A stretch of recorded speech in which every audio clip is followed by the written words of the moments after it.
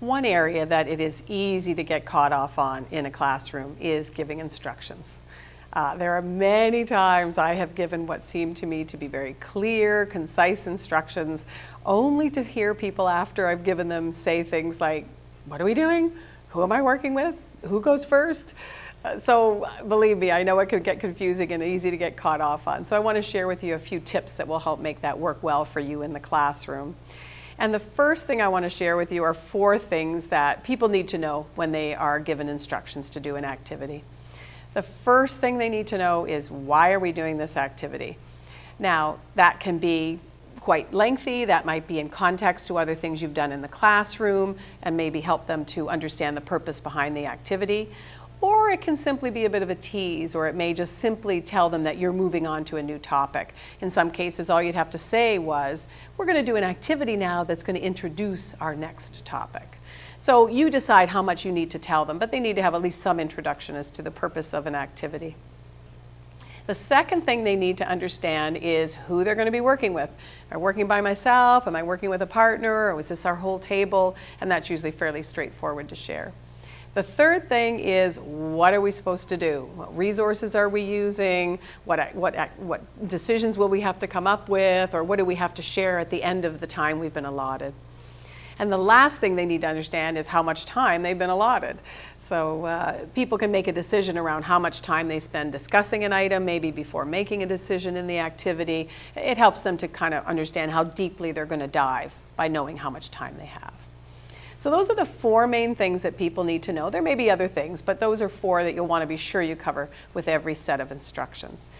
So once you've got your instructions together, I strongly suggest that you either put them on a slide or put them on a flip chart. Because once you're into the 3rd part of the instruction, they will have forgotten the first couple of parts. So this way they can refer back to it, take a look, and you can have that in a workbook if that works for you as well. When actually sharing the instructions, it's important to give them one instruction at a time. And that's the advantage of using a slide, because you can simply present one instruction at a time. For example, the first instruction is that people are going to be working in pairs. So tell them they're going to work in pairs and then stop talking and give them a moment to find their partner.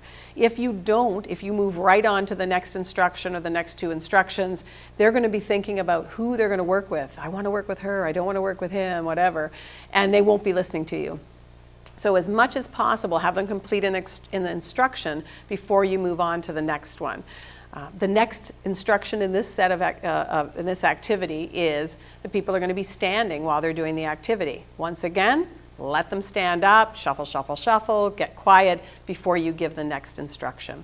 And those instructions then move on to cover those 4 points that we covered. So yeah, wherever possible, give one instruction at a time, and wherever possible, have them actually do that instruction before giving them the next instruction. You'll find that works really, really well.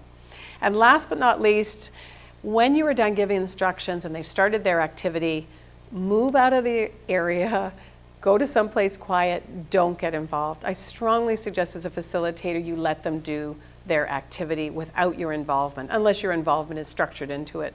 Too often I see facilitators, they just seem uncomfortable being quiet, so they move from group to group and they start to get involved in the discussions, and that's not really what it's about usually. So if you can, remove yourself, let them finish the activity. Once you're debriefing it, you'll have time to maybe interject or add some points of your own as well.